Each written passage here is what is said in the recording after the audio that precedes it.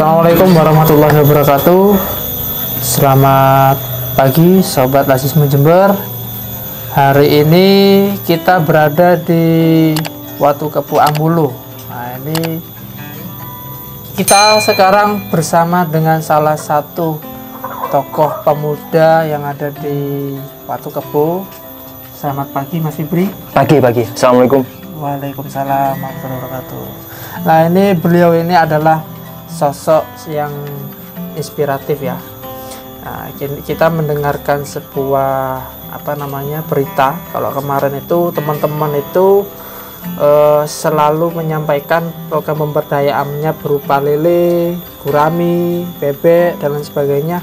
Nah, saat ini Sobat Lasisme Jember yang bisa kita simak, ini ada hal yang unik yang dilakukan oleh Mas Fibri sendiri, karena ini ada potensi yang nantinya ke depan bisa berkembang Mas Fibri ya. Apa itu? Yakni pemberdayaan kelinci.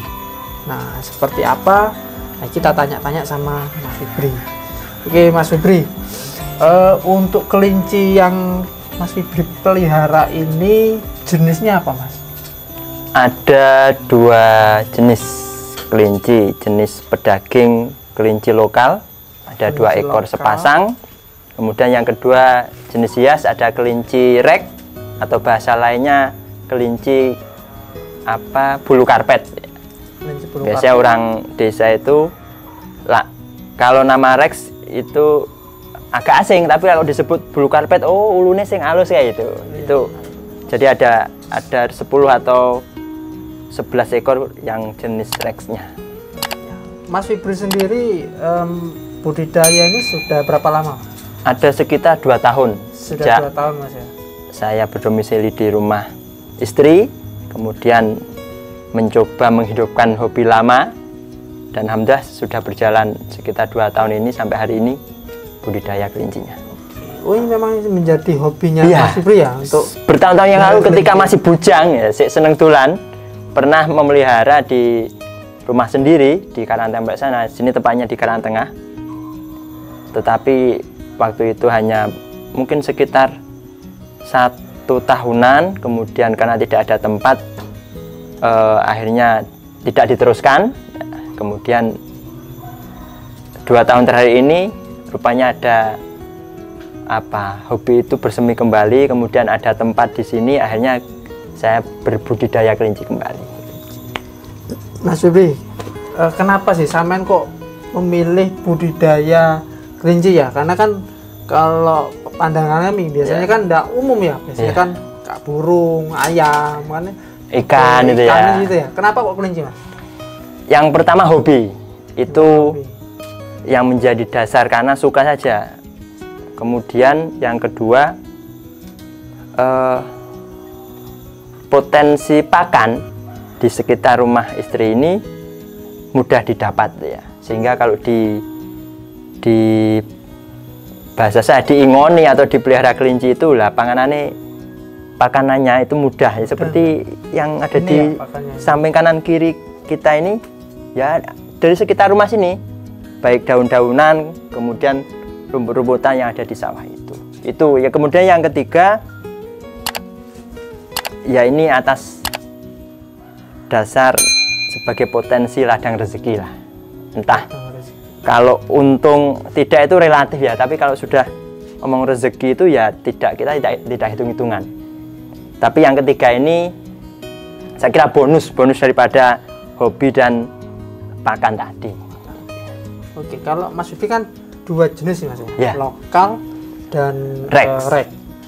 Nah, kelinci itu biasanya Mas ya, ini kan untuk pengembangan konsumsi daging atau biasanya hias Mas. Nah, kalau Mas Fibri sendiri dari 2 jenis kelinci ini yang kemana nantinya? Saya kepinginnya ke hias.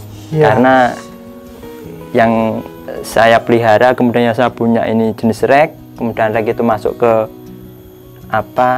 jenis hias, maka ingin pengembangannya tetap di hias itu. Rex itu entah nanti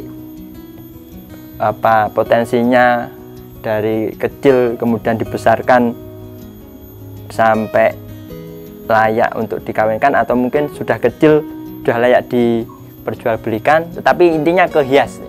Iya. Karena untuk pedaging, meskipun lokal itu bisa untuk pedaging atau biasanya memang lokal itu untuk jenis pedaging, tetapi sementara ini yang ingin saya kembangkan di jenis hias ya.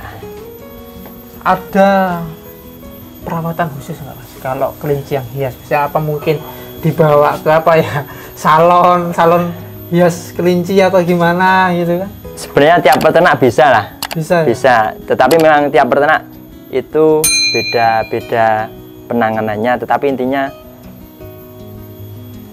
mungkin perlu dalam sekali waktu dibawa ke dokter ya untuk diperiksa ini bagaimana kesehatannya, atau mungkin tadi ke salon hewan dan seterusnya. Tetapi tiap peternak itu bisa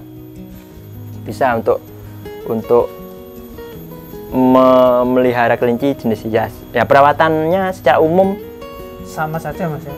Sama, ada dua model sebenarnya yang saya tahu. Model kandang seperti ini yang bisa jadi jenis bambu, kayu, atau mungkin kawat atau galvanis yang agak bagus.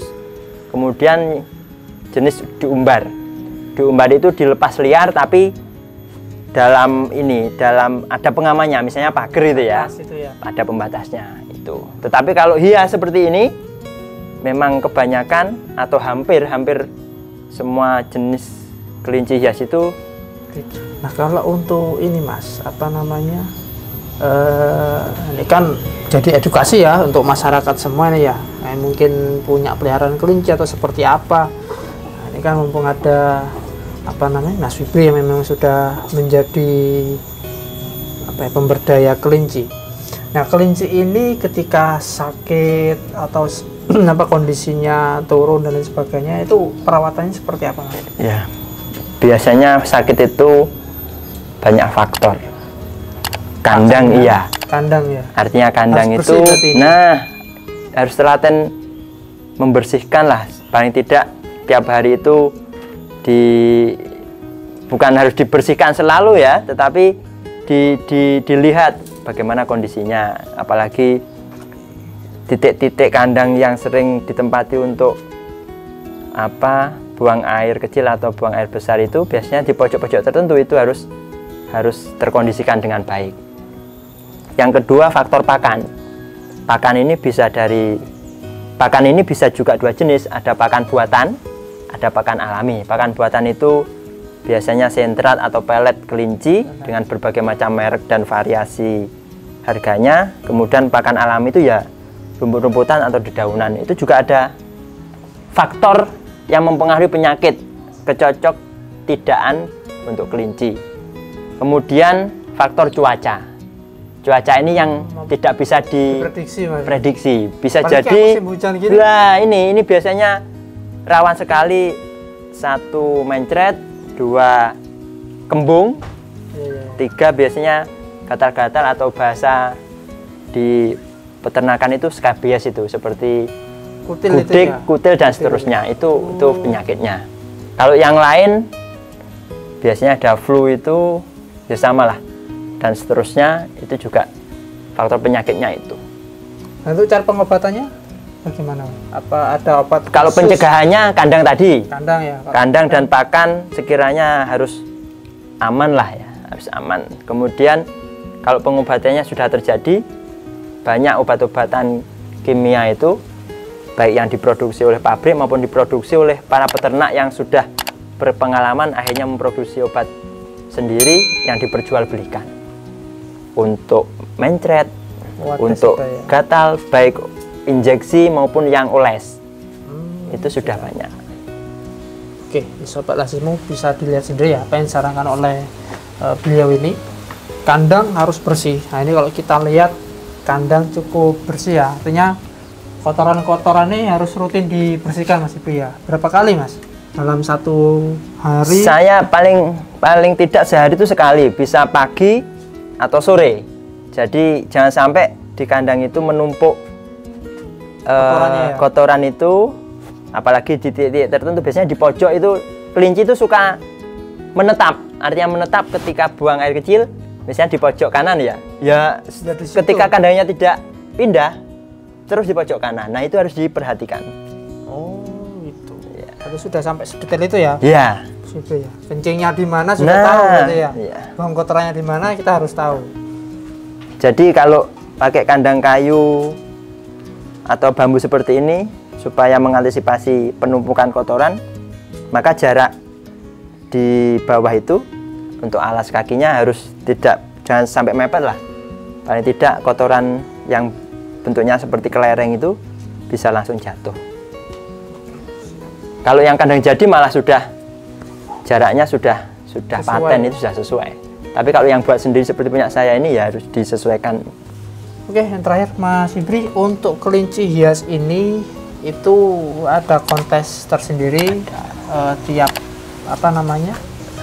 setiap bulan atau setiap mingguan, atau ada komunitas pecinta kelinci? Ya, di Jember ini ada komunitas-komunitas kelinci, baik yang tingkatnya di kabupaten itu ada kompak namanya, komunitas pecinta dan peternak kelinci kalau saya tidak keliru, namanya kompak, KOMPPAK. Kemudian kalau di kecamatan-kecamatan itu juga ada komunitas tersendiri, seperti di Ambulu ini namanya Ambulu Rabbit Community gitu ya, yang dalam komunitas itu diadakan pertemuan rutin yang sifatnya anjang sana ke rumah para peternak. Kemudian juga kopdar ini kalau di Ambulu dilaksanakan tiap hari Sabtu malam Minggu, seperti tadi malam di alun-alun. Nah itu para peternak yang tergabung dalam komunitas itu membawa kelinci, baik yang siap diperjualbelikan maupun yang tidak diperjualbelikan, untuk edukasi masyarakat yang hadir.